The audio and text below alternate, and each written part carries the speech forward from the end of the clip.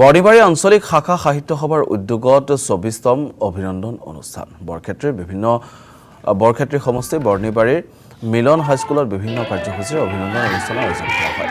বৰ্ণিবাৰী গাঁও পঞ্চায়তৰ অন্তৰ্গত ১৪জনকৈ মেধাৱী ছাত্ৰ ছাত্ৰীক সম্বৰ্ধনা। শাখা সাহিত্য সভাৰ লগতে জড়িত কেইবাগৰাকীও মৃত ব্যক্তিৰ আত্মাৰ শান্তিৰ বাবে স্মৃতি দৰ্শন শ্ৰদ্ধাঞ্জলি জ্ঞাপন অনুষ্ঠানৰ আয়োজন কৰা হয়।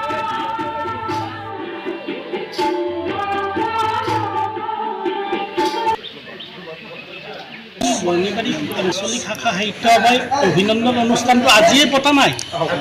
আমি এই অভিনন্দন অনুষ্ঠানটি ২০০৩ চনৰ পৰা একেৰাহে তাৰমানে আমি পাতিছোঁ।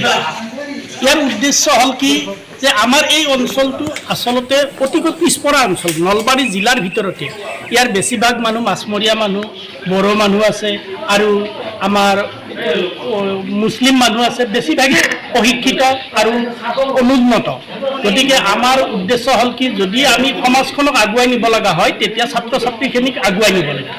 আৰু ছাত্ৰ ছাত্ৰীখিনিৰ মনোবল বৃদ্ধি কৰাৰ কাৰণে আমি ২০০৩ চনৰ পৰা ছাত্ৰ ছাত্ৰীসকলক যিখিনি ছাত্ৰ ছাত্ৰীয়ে হাইস্কুল শিক্ষান্ত পৰীক্ষা আৰু উচ্চতৰ মাধ্যমিক পৰীক্ষাত ৭৫% নম্বৰ লৈ পাছ কৰে, তেওঁলোকক আমি অভিনন্দন জনাওঁ।